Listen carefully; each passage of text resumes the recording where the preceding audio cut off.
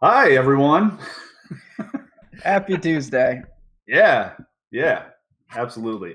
This is From A to B, presented by Osimo.com. We got a two-man booth today. Myself, Andrew. That's Ben. That's the B part. We will shortly, soon, have a third person on the Tuesday golf show. This is the start of another golf season. After a real long one, had a little break. How'd you spend your off season, buddy? The hours that I was off from golf were spent watching the Ryder Cup, which is just disturbing. So we're here. It's weird. We're going to break down this field like we normally do on the Tuesday show. It's just tricky because depending on who the guys are, they've taken a couple weeks off, but some of these guys who got eliminated at the beginning have been off for like a month. It's true. Yeah, there's a lot of odd ones. Roberto Castro didn't even play in the Web.com, playoffs. He didn't need to because he's that good. Yeah, guy's back. Are you excited about that? I think he's kind of a play this week, but he was on my first real good golf team ever. Yeah, and then he was really bad for at the beginning of 2 years ago. And then he was relegated, yeah. Yeah, and then exactly. Got sent to the second division where he tore it up this year. Actually kind of didn't towards the end. He faded a little bit, but that's neither here nor there. We'll get into some of this. There are a lot of Webbies, a lot of new names. Got Web.com tour graduates. So some of them are new, and some of them are just like guys who used to, it's very similar to relegation in soccer where it's like an old team is coming back to the first division. So some of these guys are old favorites. And they are live to compete here. Like terrible golfers like Chesson Hadley were amazing in the swing season and the beginning of last year. Guys that got relegated were on the Web.com tour and then came back. Ollie Schneiderjans is another guy who's like had flashes in the PGA, has been relegated and come back. Lucas Glover came in second in the Web.com Tour Championship last week. He's one of the few major winners that needed to avoid relegation. We've seen time and time again, if you look at a guy and you're like, oh, that guy's awful. And then you look and it's like, wow, he has a win. Most of those wins, they come at this time of the year. This is where a lot of bad golfers grab one and they stay on tour for a couple of years. This is a wide open part of the season. Yeah, buddy. It's it's a wild time. The swing season is, it's kind of fun because there's all these trashy players and you get to if you're willing to pay attention, it's more like, preseason NBA or something like that, where it's like if you're college football, where if you're willing to put in the work and actually read the random stuff, there's there's just not data about these people. So golf, there's a little bit more just because you've got events, but it's slim pickings. There's not, it's hard to sort of compare these events to one another. It can be done a little bit, but for the most part, these are pretty bad. It's, the Web.com is pretty similar in talent to the Euro Tour. The Euro Tour has much better players up top. The Web Tour is quite a bit deeper. So like your average Webby is probably better than like your average Euro player, but like there's not 6 world-class players at Web.com events, and there often are at Euro Tour events. But we are kicking it off with the swing season at the Safeway Open in Napa, California, my old stomping grounds, the Silverado Country Club. Beautiful area. I lived in Sonoma, actually. But the next valley over, Silverado Country Club. Ben, you want to talk to me about this place? Sure, yeah. So it's been here for a while now. We have course history, which, not that we're getting into this, but man, the course history debate has been raging on Twitter. I don't know about all that. Anyway, so we've got some years. It's a pretty standard course, par 72, pretty short for par 72. I think it's around 7,200. Yeah, it's real short.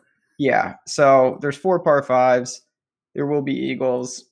It's not, there's no overly difficult courses these days. This isn't a straight birdie fest, but it's easy. The fairways are tight. They're tree lined. Greens are pretty firm. Still pretty attackable, especially if you hit these fairways. You have a lot of wedges, shorter irons, Ryan Moore Sneds-esque kind of track, I feel like. Other than that, it's POA. We're in California. That's what you're going to get out there. So make of that what you will, but not a difficult course to really break down. Yeah, it did play slightly harder specifically last year. And looking back on that, that's because it was super dry and super windy, and the fires in Sonoma and Napa broke out the night this ended. I was back in home for a wedding, and my partner at the time called me. She was still in Sonoma. She called me at 4 o'clock in the morning because she had just been evacuated. And it was a really scary and weird thing. It looked like we didn't know. I mean, the other thing is there was just not much information, because when they evacuate an area, they do it because there are no personnel to check it out. So I thought there was a video I saw that was supposedly this place, like the Silverado Country Club, up in flames. But it just missed it, I guess. So I don't know if there was much. I don't know about damage done to it, or if anything's changed. I don't think so. But specifically, it did play a little bit harder last year because it was really dry and really windy, and that caused a lot of chaos shortly after the tournament. For sure. Yeah, I mean, normally we see, and not that these are things that you really bank on, but winning scores like high teens, maybe hovering to 20-ish, cuts usually slightly under par. That's what you're going to get. Give or take. You can get into trouble. I mean, when you're tree lined, if you're spraying, you're going to have a difficult time. But on the whole, these guys will, and it's a weak field. So that just shows. I mean, if they had real players here, it would really go low. Yeah. It's not that. I mean, it's pretty weak, but it's like, it's like one of those late summer events, like the John Deere or the Wyndham or something like that. It's pretty similar in talent to those, which, yeah, that's super weak compared to, that feels really weak in the middle of everything. It feels really weak compared to, the playoffs. So there's just nobody. I mean, up top, not that this is important, but usually there's like one or two who come of the big people. This is just zero. Like, I'd say Cantlay's the best player here. Well, that's because Phil is no longer one of the big names. Certainly not. That's true. He would be. We'll get into that. I don't know what to do with him. Yeah, I don't really either. I mean, he's been great here, but man, he's playing like absolute trash. But it's Phil, so he's more than anyone else can go from nothing to second place out of nowhere. So it's gonna be tough. I mean, I will be interested. Phil is, to be perfectly honest, that's a guy that if everyone is talking trash about him, which they should. I mean, I think the real, like, most golf touts. I mean, you watch some. I think the golf Twitter world gets really into stuff like the Ryder Cup, and he's been bad for a while, and then like just laid an absolute turd in the Ryder Cup. So if people are totally talking about how bad he is, and he shows up in single digits, and it's like, well, might as well. But if he's even remotely popular, which I imagine he will be, I think it's pretty easy to get under on him. But yeah, do you have initial thoughts on Phil? Not really. I mean, it's not a good spot. It really is. Yeah, he likes this course, but he's flying from Europe. He's just playing terrible. He sprays. I don't think he's that good in general. Like, if this was anybody in terms of name that wasn't Phil like, you would not be considering them. So this isn't a good place to spray either. This is more of a, it's considerably easier, but it's the kind of like waste management memorial kind of track. Like, it is much more helpful to be a ball striker. There's relatively narrow fairways. The rough isn't brutal, but it's certainly easier if you're playing from the fairway, and your birdie chances are generally going to come from the fairway. So even if you're not getting killed from hitting it into the rough, this isn't a save par kind of place. You're going to need to hit some birdies and definitely some eagles here and there as well. So could be trouble for somebody. Yeah, I don't know. I mean, who knows where Phil's ownership comes in. He is getting, I'll say Patrick Reed is certainly taking the heat away from Phil and everyone else with these, that I heard DJ and Brooks came to blows, basically. Who knows what's coming out. Wait, DJ and Brooks came to blows? That's what you could read the articles. Who knows? There's a lot of that team was a disaster for a lot of reasons. That's what I'm saying. I mean, not that this is overly important, but Phil is an afterthought right now after people are ripping Reed for his antics. And what was the real disaster USA men's basketball team? Was that 2000? when they just like came in like fourth or whatever. Yeah, I think it was like Iverson and Shaq, and they got a bronze medal. Like, what the? Yeah, very bad. But yeah, I don't know. I'm not gonna mess around. It's tough. I know it's fun. I'm excited to play. We don't know where a lot of these guys are form wise and mentally, like what they've been doing for weeks on end. So we're gonna have to play a little guessing game. Fair enough. All right. Well, let's talk for real. We are headed by Patrick Cantlay, who I agree with you. That's the best player here. He's finally properly priced. He had been, I mean, he got a bit of a bump towards the end of the year, but kind of was always 7,800 and probably a little better than that for a bit too long. Snedeker used to be really good. Phil used to be really good. Ryan Moore used to be really good. Joaquin Niemann, the Chilean amateur, might be really good. Emiliano Grillo, probably not ever going to be really good, but is like a pretty good player. I don't know. I like these new power rankings. Yeah. That's what have we got here? Professional touting service. Pretty good, kind of good. Denny McCarthy on absolute fire. $9,700. I don't know. What do you make of the expensive guys? So, yeah, I mean, despite your broad strokes, I think you did a pretty good job. You have a collection of some guys who have, done it before, and then some up-and-comers like Niemann stands out. He's going to be popular. I get it.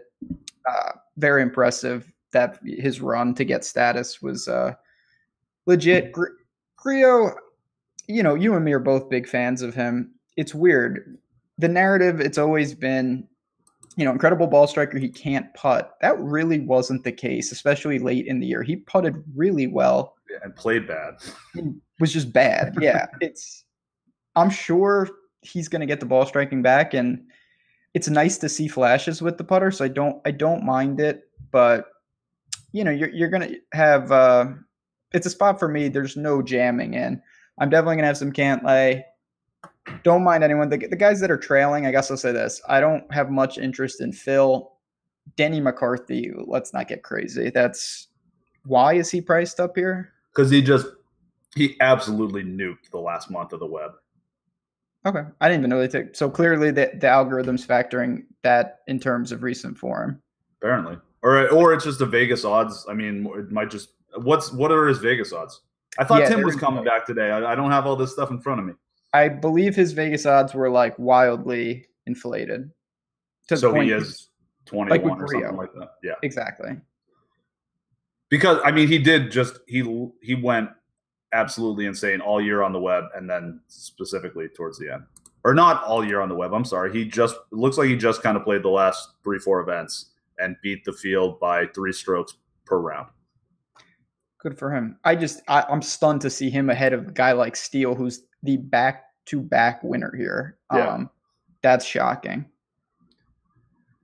I mean, I think it goes to show that Vegas is more concerned with recent form than course history, because Vegas is a math-based organization, not a fish-based organization.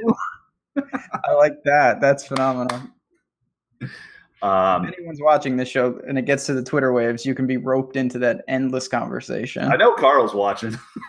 There we go. Mr. Course History himself. Loves it.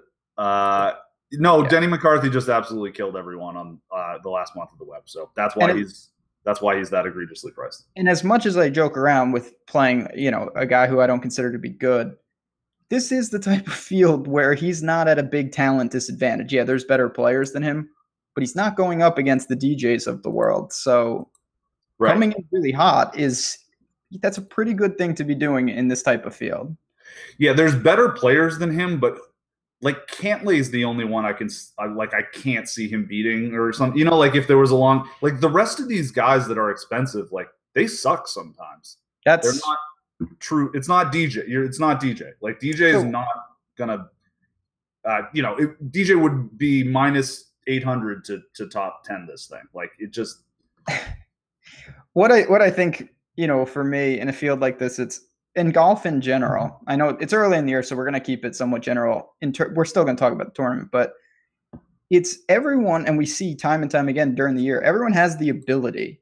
It's just the top guys, they can sustain it for more. We see these, Joel Dahman comes to mind. They have a 4-tournament stretch. then the rest of the year they're just horrendous. And that really separates. This entire field is a collection of those type of guys where we've seen them here and there. It's just on the whole, besides Cantlay, I agree. He's just one of the time and time again, he seems to play well across a large sample size. Yeah, that's more what I'm. Cantlay's just kind of he's steady to. In real golf, like in real fields. Right, he top 20s majors, right? Yeah. He top 20'd a bunch of really strong events, like WGCs and he will be and stuff. In the conversation for majors. Like he's a real player. Denny McCarthy, that remains to be seen. Yeah. What are you going to do with the Chilean guy, our boy? I don't know yet. If he's 25% owned, I don't think I can do that. He's another guy. He was really good for a month, but he didn't really do anything else. No, he's very young. His approaches are very good. I know it's tricky. Again, when you come out like that, there's not that much data on him. His approaches are great. If he has a cold stretch with the limited sample we have, it's going to drastically change. So we'll see. In terms of talent, he's certainly towards the top here. Ryan Moore's the guy that I'm most confused on up top. This seems like a good, you talk all the time, short hitter who actually prefers shorter irons. This seems like a pretty good spot for him, but man, time and time again, he hasn't been as good as I'm used to seeing with him. Yeah, he's just kind of, he had a rough year last year, and I don't know if he's just down overall. It's certainly possible. What do you make of Hadwin here? He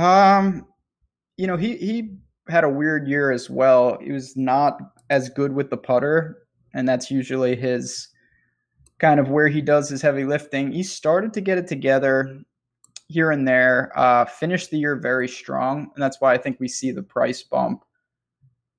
I don't know exactly if in terms of, course, if this is the best spot for him. He's more of he can scramble, he can putt.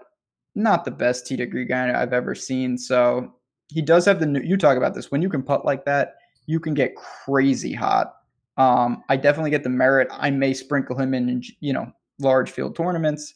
Not a staple in my lineups, though. Yeah, I'm trying to figure that out just because I don't really love any of the, I'm with you. I think, I will have a fair amount of Cantlay. I just think he's clearly the class of the field. I may have some Snedeker just because I think he's a guy with enough, he's got a lot of variance in his game. Snedeker, I would not be surprised if he won this by 5 strokes. I wouldn't be surprised if he missed the cut. He's just all over the damn place like that lately. Grillo, I just think is overpriced, and he doesn't really have enough variance in his game, to be honest. I'm a little scared of him when he's that expensive, and just wasn't good last year. So, former winner here, so I think he probably gets a bit of ownership from that too. Good point. McCarthy, not really in love with. Shocker. I may play a little bit. He's in the best form of anyone here, as funny as that sounds. And people aren't going to know that. So, good point. You can glean a lot from those web. I want to say it was JT Poston last year. Yeah. And you can elaborate on that. Go ahead. Oh, well, we were here, and it was JT Poston was 7,100, and we all initially were like, why is he because he's a real player, and it's why is he so cheap? Then I looked into it. He missed the cut at all 3 web playoff events. So he's missing the cut at absolute trash events, and that's why he wasn't popping in the projections and blah, blah, blah, blah, blah. I think I like Hadwin because I'm not in love with Abraham Answer. Beau Hossler, it's I don't know. He's actually not that dissimilar from Adam Hadwin, to be honest. Next words on my mouth were going to be, I think my preference of 2 guys that lean disproportionately on their putter would be to Beau Hossler. He doesn't mind Poa. His irons have been so bad. I actually think that he's going to improve and make some strides. He has the feel of, there's a lot of guys like this. So, this isn't great info, but he does have the feel of a guy who's clearly going to break through. And it feels like when he does, it's going to be at one of these. He has not won. He should have won last year. Poulter ruined his dream. So we'll see. I don't mind that. It's just crazy that Brendan Steele is almost an afterthought. And he's, as I said, the 2-time champ. I mean, his year It's last year was one of the worst year. Like, is he keeping his card? I mean, I'm sure because he was so good for so long. I don't know exactly how you do it, but like he was bad enough to get relegated. I feel like he won this. That's what saves you. Oh, right, yeah. He's the two-time champ at this score, and he comes out. We have seen, not to the extent of what we saw last year, but we have seen Brendan Steele start out fire in California, particularly loves it over here, and then the wheels fall off as the year gets going. This is a big ask. He was terrible, really bad. So I don't know.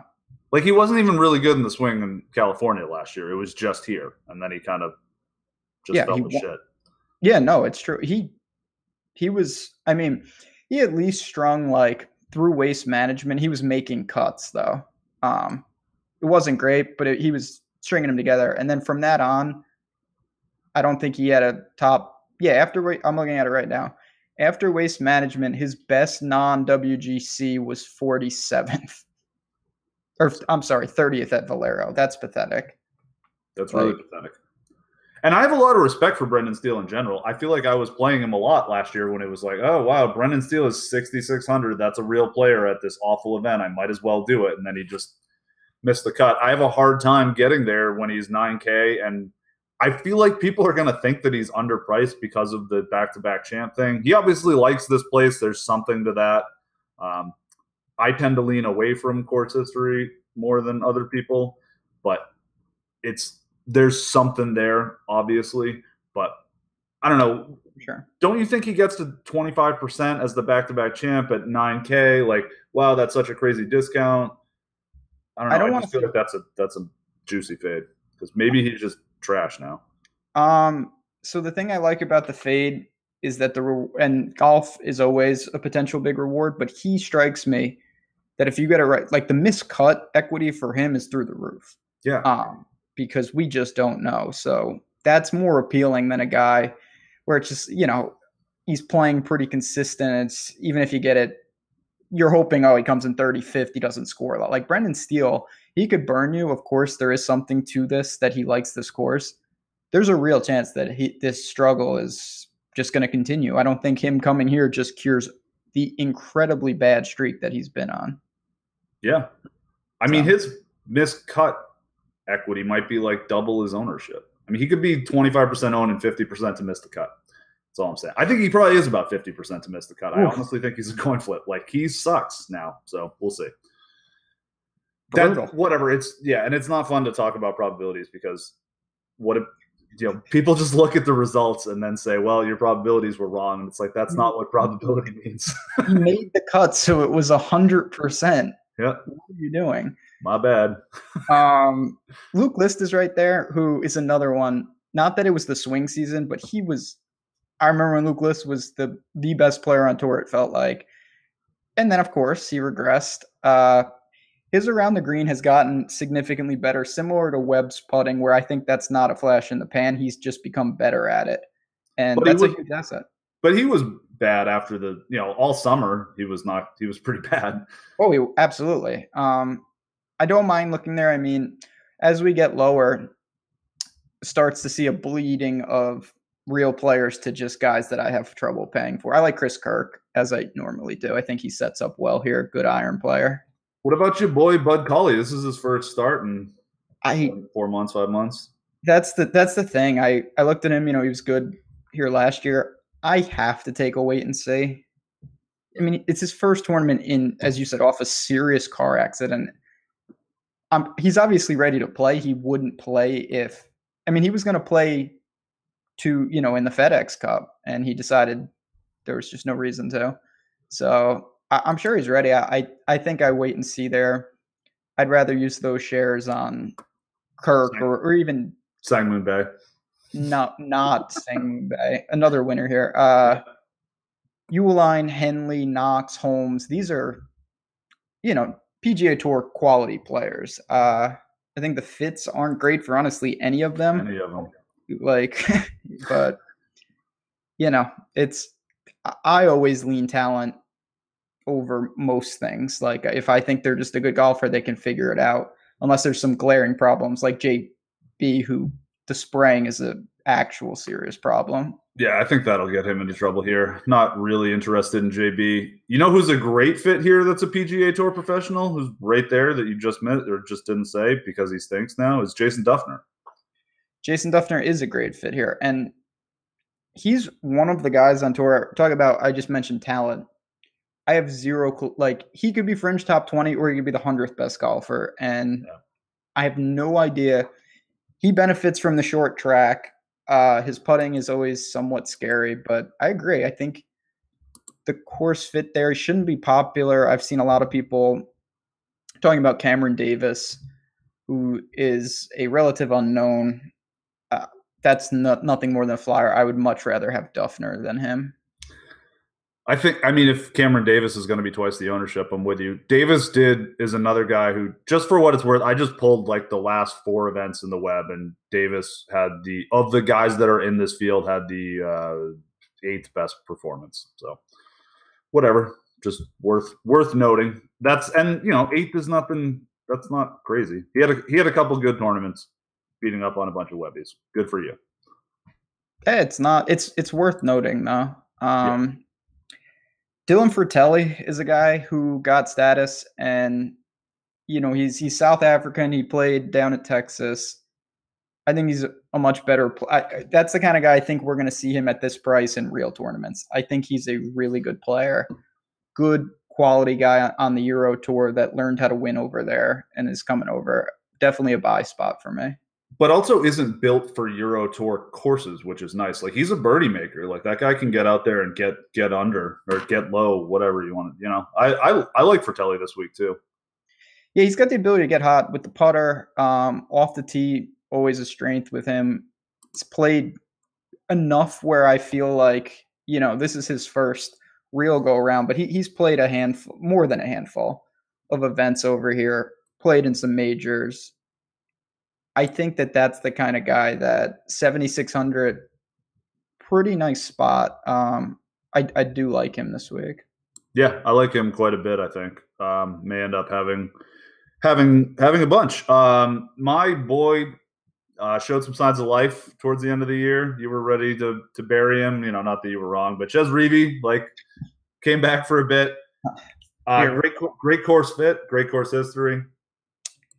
Both of those are. Actually, he is someone, and this is very subjective, because what I say for one guy, I don't apply it to the other. When you get the time off, I use this with Adam Scott to justify it a lot. You can hit the true hard reset button. Like, yeah, look, that really helped. Ches Reavie to me feels like a guy who gets, he limped to the finish, but he got there. Take a breather, hard reset, come into a course that he likes.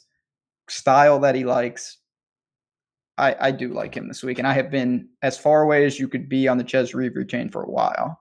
Yeah, and I think the limp to the finish was a little bit encouraging, because he spent most of the summer like laying in a ditch on the side of the road. Like, it didn't look like he was going to make it.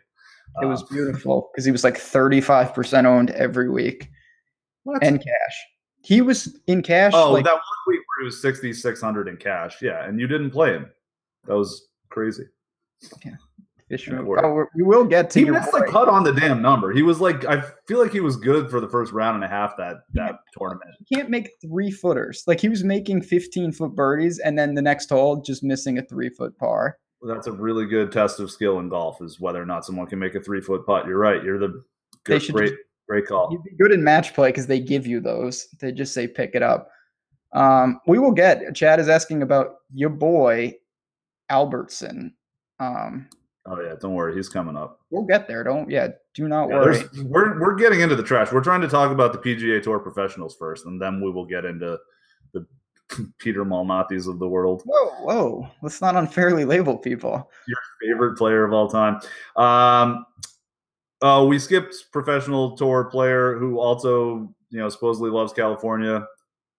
James Lovemark. Jamie. Yeah, I've been Jimmy playing. Boy. He's all right. Yeah. I worry about the spraying, but I don't think he's all right. I think he kind of stinks. I don't know that yeah, for this field, sure. I don't think I played him at all last year. I played him a lot years ago when I, sort of first was doing this and really, I like distance a lot. I think the importance of distance has become overblown now just because everyone, it's whatever. It's just the trend. So it's become very expensive to get distance. And I don't know. I just don't think Lovemark is really that good of a player. He's just been, and again, this is all going to reset, so I don't even glean much from this, but he had a streak where he legitimately was gaining or losing 5-6 strokes on the green. And that when you're that heavy, that's just solely determining your performance. So I don't know what to make of that. I think he's talented enough to compete, but I don't worry about fading him if I don't want to play him. No, I don't either.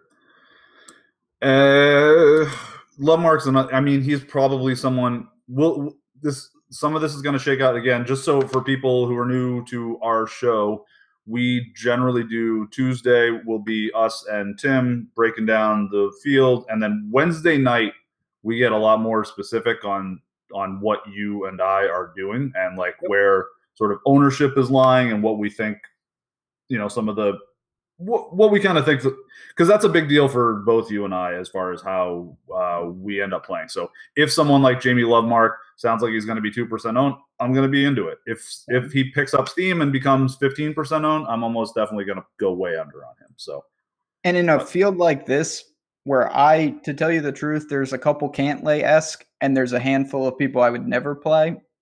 The middle is so condensed that I certainly don't think you can separate it that much. So you got to go off ownership. You got to go off roster construction. You need to find outside factors to make your decisions. Yeah. Do you think that buries the $8,000 range? Because I kind of do. I just don't know that you look at those guys and say, is Chris Kirk and Harold Varner any better than Dylan Fratelli and Jamie Lovemark? Like, no. So no. But for me, I think you can do that up and down. Like, is Abraham Answer better than them? No. Like, so it's almost interchangeable throughout a gigantic range. It's not even micro ranges. Is Phil Mickelson better than them? It's like I said, it's Cantlay and then John Curran and Mark Mulder. Throw those three in different buckets and then work around it. I think Sneds is like I'm pretty into Sneds because he's just like he's the guy. If I were to pick one guy to win this by 5 strokes, it would be Snedeker. I think he would be the clear favorite to do that. And I think that price tag is expensive enough and his form is spotty enough that you may get him not, he's an expensive guy, so it's not like he's going to be single digits, but maybe he's 12 or 14% owned, in which case I think that's pretty. I think that's where you find him in the mid-teens, maybe low. I'd rather play 12% or 11% owned Brandt Snedeker than I would 26% owned Joaquin Niemann. Ooh. I think you're going to get both of those for what it's worth. I do too. All right. What about Danny Lee? Get out of here. Okay, fair enough. This is the next tier down though. You have some flyers. Burgoon, really good off the tee. Sam Ryder, one of the popular Webbies that people are going to be talking about. I'll lean to Patrick Rogers personally. Yeah, I think Rogers is actually a play, man. I found a couple little angles on him. I don't mind either. He's a Cali boy. Yeah, guy I end up playing all the damn time. Played way too much last year, but he was fine. And you know who it is. Party. Yeah, he's great play. 7,300. That's insane. He's putted well on POA for what it's worth. That's just a dumb price tag for him. He belongs. Yeah, definitely a cash play. I don't really hate it in tournaments either. It's not amazing in tournaments because he does have a bit of a capped upside, but I don't know. Yeah, I like Martin Laird a lot.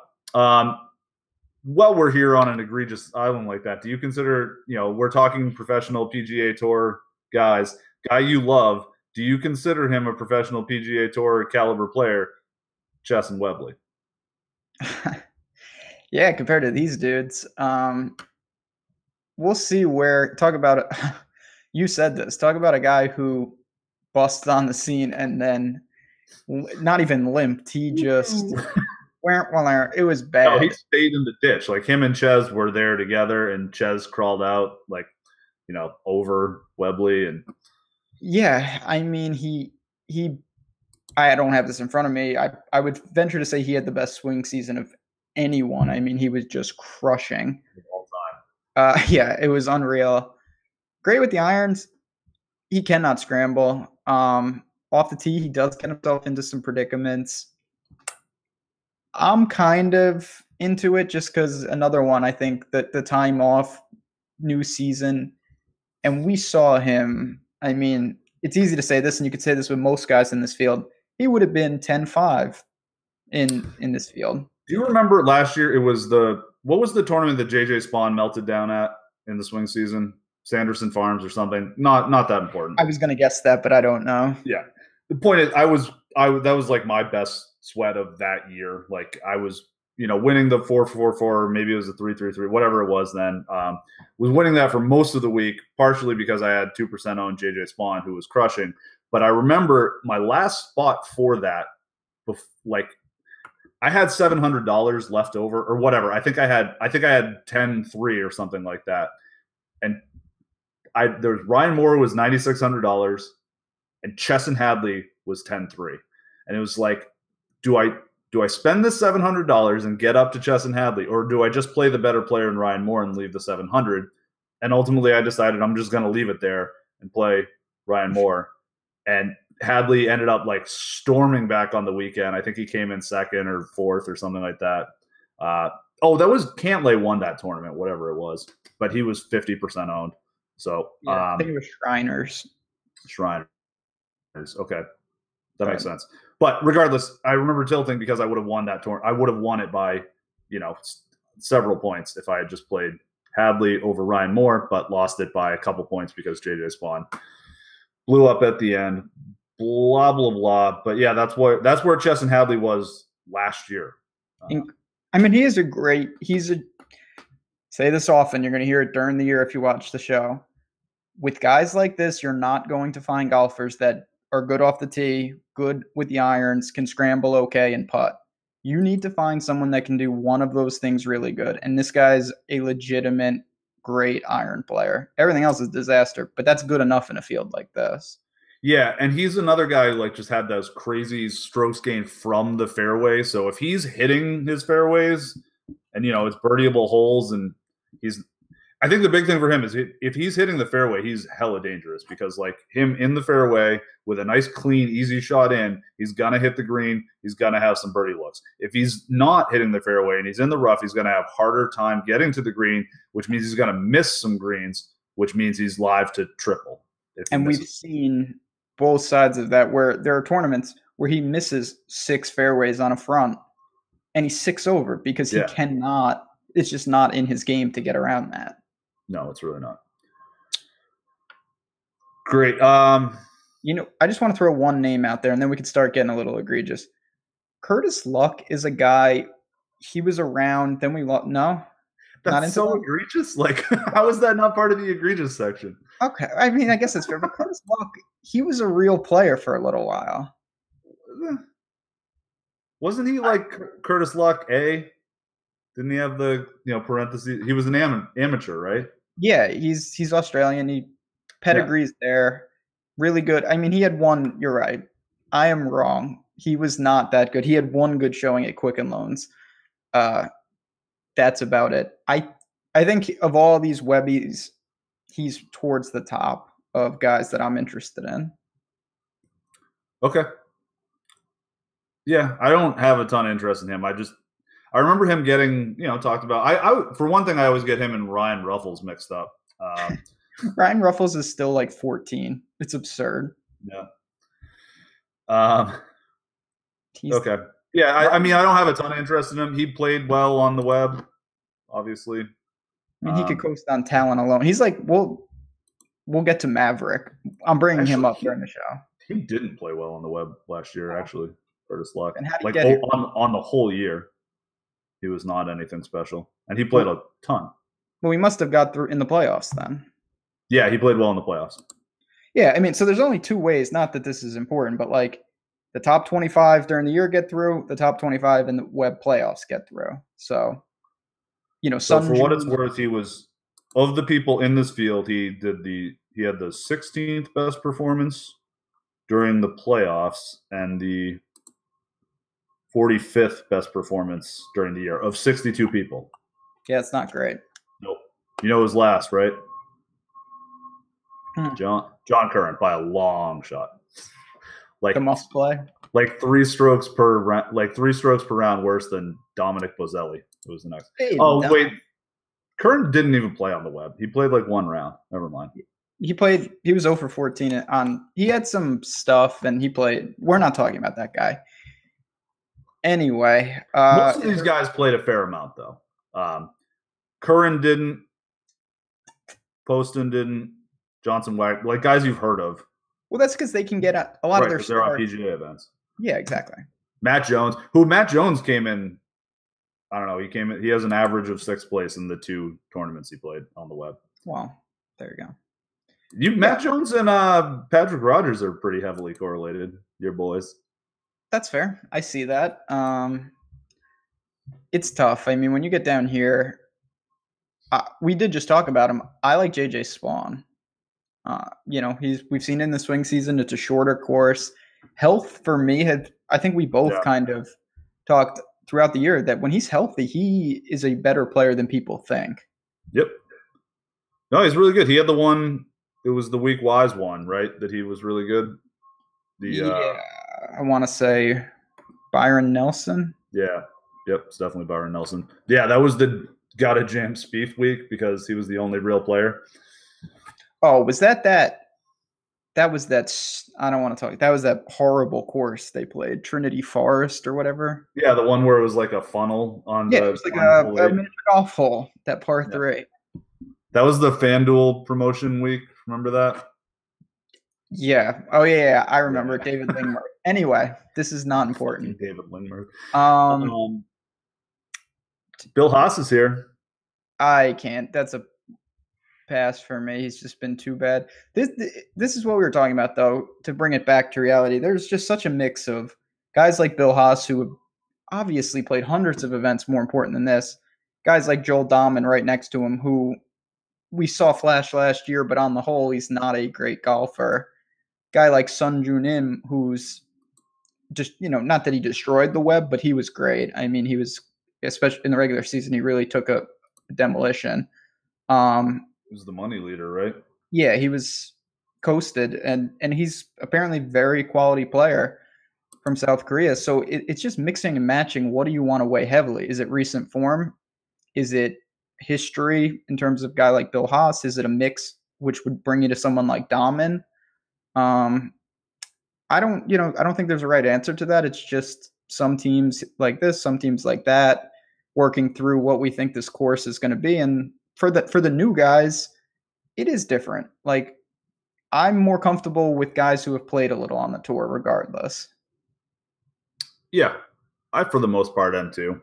But I don't know. I pulled some data and I thought I'm having some fun with the Webbies because didn't do this as much last year. Where's Norman Jong? Couldn't get the start. I'm not sure who that is. The Panda. You don't remember Norman Jong last year? No memory. I played him 1 week. No, that guy stinks. He had as big a pedigree as anyone. I played him often and it did not work. It takes some time. We'll see. Maverick is down there, your boy. He was bad. He didn't so far pan out like I thought he would.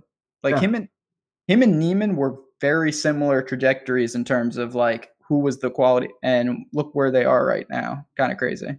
Yeah, I thought Maverick was going to be awesome, and nope, he's not. He's terrible. He played really bad on the web.com tour last year, so I'm not buying yet. Certainly waiting and seeing. He's another guy with some name, he's got some big name stuff, so I feel like people are more likely to play him than some other random Webbies. You want to start getting into some of them? Sure, we can talk a couple. You want to talk about your boy Albertson? It's not really my boy, but he just looks like he's been good. I've never seen him. I don't know what he looks like. I've never heard of him in my life. Yeah, I never had until this morning, literally. But his name is Anders Albertson, and he played quite well on the web.com tour. I have him as 4th in the aggregate over the last month of those web events, and then was real solid. I think he was like 3rd or 4th on the money list. Just had a nice year. Played 70 rounds on the web.com tour. So like it's a large sample size and just played really, really well. He doesn't hit the ball particularly long. Doesn't have crazy GIR numbers either. So I'm a little worried that comes from the putter, but he's certainly played pretty well. And he's $7,000. I'm just thinking, my thought initially was that he would be maybe a 1%er because no one's heard of him. But if Seth has, then other people have. Certainly, no offense, the top guys, Sunjam Im and a couple of them are going to garner a little. If you dig, I think you can find a couple guys. I'm trying not to force it unnecessarily. And then there's guys like Cameron Champ, where we've seen some of them. I mean, him and Hagee are just like bombers, even in a group of bombers. They hit it. Hagee still hasn't played, right? No, he entered and withdrew once late in the year. So I don't know what to make of that. You can always use the length, but here it's certainly not bomb and gouge. Like, you can't be messing around. Not that there's water, but there's plenty of trouble if you're just letting it fly. Yeah, I would think that Cameron Champ probably gets somewhat popular, wouldn't you? I mean, I feel like people like that guy, and he hits 330. Like, he's a just destroyer of the ball.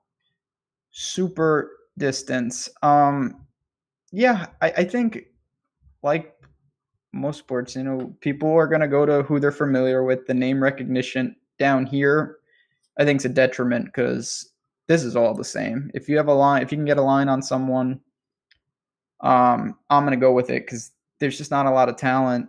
I don't know how. I haven't built yet, of course. I don't want to go low. Like, Bozelli's the min. He had the so since Curran doesn't count because he only played 1 round, Bozo only played 8, but he missed 4 cuts in 4 events on the web. Really terrible, but he was 12 of 20 on the PGA Tour, which obviously is not bad. I'm just saying it's crazy. He's a guy we've seen pop. Another can get crazy out with the putter. I'm not advocating playing him, but he's played 20 times up here. For me, that's a better boost than someone who's maybe making their first start in a while or ever. That's a tall task. Yep. Kramer Hickok had an okay year, was pretty good in the playoffs. Spieth boy.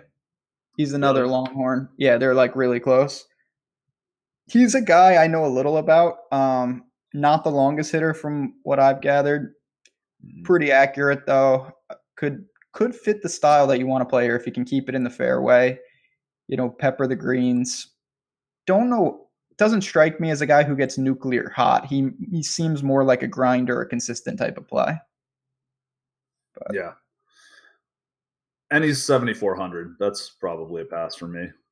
That's the thing. There's a big difference between that and then you got, the relative unknowns at 6,200.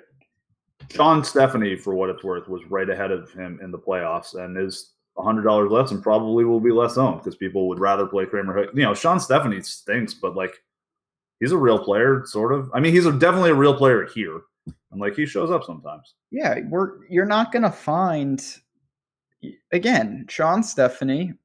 You can make this argument about a lot of guys. Has done it on the PGA Tour. He's played well in events that are stronger than this. So will he do that this week? Probably not, but it's worth looking at. And when he does play well, I think this is the big thing to take away is like we're talking like rather than because I think what you end up running into here is you've got your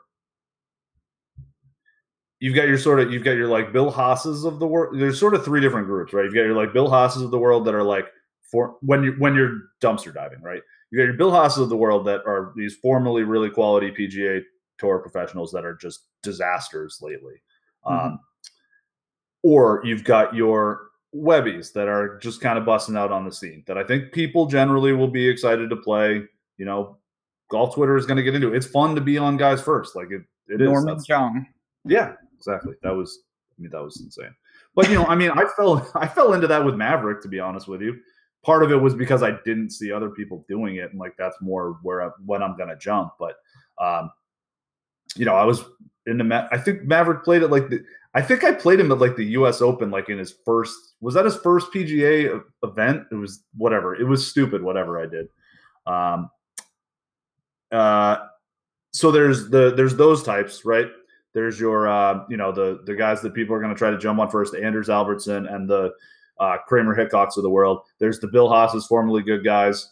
And then there are the like PGA Tour professionals that are around that normally stink, but occasionally show it. And when they show it, it's usually at events like this. It's these kind of quadruple A guys. And that's your Patrick Rogers. That's your Sean Stephanie. That's your Chesson Hadley. Like those are the kind of dudes that I think you might be able to get like a sweet spot on ownership with too. I agree. I'm right with you. I was saying for me, Joel Dahman is that category. Like, yeah. And you're going to find, I'll put it like this. Take it as a super macro view.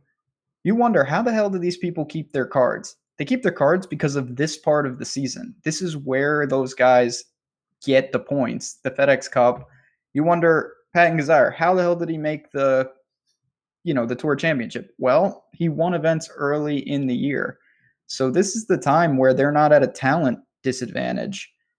You can look to them, and it's a balance. It's very cool. You just said this, to be like, oh, I'm going to take this guy that no one knows about. Sure, if you really like it and you want to take a stab, but why not take someone at similar ownership who's played 100 events on the PGA Tour? I think that's probably the safer route to take. I do too, and it's okay to take some stabs because one or two of these Webbies is probably going to show up. You get the ones that are out there. It's just the trouble is when you fall in love with all of them, then you've got like last year. It's like you've got some like okay, Keith Mitchell, like that's play him and that works out. But then if you do that and you're playing him with I don't know some of the other Webbies that didn't stick around. Who? Trey. Yeah, I like Mullinax. I guess he's another monster masher. Carlos Ortiz. Yeah, he's another one. He's a guy, you've seen his name here and there. I don't know much about him. Not really into it, to be honest, but you got to just take a look and see what you want to do in terms of leveraging. If you have a line on a guy like that, he's one of the dudes that I'm going to take a stab with in the sense of a handful of those type of players. I just don't know if it's going to be him. Yep. Yeah, I don't know. It's not the greatest tournament, to be honest, to break down. It's fun that it's back. I think the course is fine, but you just have such a blend. And I think this is the theme of this show. You've said it and I've said it. You really have the blending of so many different buckets, whether it's these old veterans, these kind of Charles Howell grinders that stay on the tour, and then the new, young, shiny new toys. Some of them are going to immediately be relegated. Others are going to become that next group. And then in 5 years, they're going to be the Sean, Stephanies of the PGA Tour. So you want to try to pick and choose. There will be value. You're going to see, for me, I'll just wrap it up with this. Dylan Fratelli is the guy who's coming up right now for me that I think in 2 months, we're going to look back and say, oh my God, he was 7,600 here. I think so too. I like Fratelli a lot. Yeah, I think that's a good call. I'm trying to think who the other one was. I mean, Denny McCarthy, this guy's going to be a stud. He's going to be 14,000 soon, apparently. Where does he go from here? I don't know. He's better than Spieth already, right? We could have used him over in France. It's true. One other guy, for what it's worth, that crushed the last month was Adam Schenk, who I don't really care for. I think that guy's been around, right? That guy plays some PGA events every once in a while, but he crushed in the playoffs. We're not the show to do this, I would say. I don't want to speak for you, but it's really complicated how they do starts. Like you don't have to be a PGA Tour card to get a start here and there. Like that happens all the time. So his name has been around. He certainly doesn't have membership. Maybe he does now. Maybe he graduated from the web last year, but it's tricky how that works in terms of like there's priority status. So like when all the big guys want to play, people at the back end, they can't play, and then vice versa. That's kind of how it works. Yep. So, I agree with you. He's not the guy who kept qualifying. No, there was someone who was qualifying like every Monday. Not Aaron Baddeley did it here. I think it's TJ Vogel, I want to say. That name sounds familiar. Yeah. So like that, good for that guy. Yeah. Oh, last thing before we wrap it up here. Grayson's back. Grayson is back. Talk about a guy where I have no clue. He, for what, I'm not going to discuss what I think of him as a person, but he made it seemed abundantly clear he was coasting because he has a win, didn't need to get it together. This year's an important year for him. He's got to play well, and he's coming off. He was hurt. He took some lumps there. If he hits the ground running, or his wrist, or a little of both. If he hits the ground running, he's a definite buy. I mean, he's a talented guy, despite what people may say. He's a guy who could easily be 10K in 2 weeks if he shows up the first two tournaments. Like because he's got the talent to be there. I mean, he a couple years ago was the guy coming out of the web. Like, now Xander and some of these other dudes have certainly made their mark in a bigger way, but Grayson Murray can play. I don't know how much I'm going to have here, but he's a guy you got to pay attention to this early swing season. Yeah, and he's a guy who gets, he gets crazy hot. He's one of those really sort of like the Justin Thomas types where he just hits the ball a mile and can like go insane with the putter sometimes. So like when he's truly on, it's like it's holy shit material. Yeah. So he has what, and it's to an extreme degree, of course, because he's not Justin Thomas. He had what Justin Thomas had early, where it's like, oh, you have 3 triples. Like that's just not going to work. You can't recover. And let's not forget, it was only like what, a year and a half ago, maybe 2 years ago, that Justin Thomas became Justin Thomas. Like Absolutely. He was. I mean, I certainly remember 3 and 4 years ago when it was like, oh wow, he's 8,100 all the time, and this guy hits it a mile, and oh, that'd be awesome to play him, and then he just would be a disaster. I mean, he was certainly Spieth's buddy, and he was almost Smiley. People forget that Smiley was good at one point.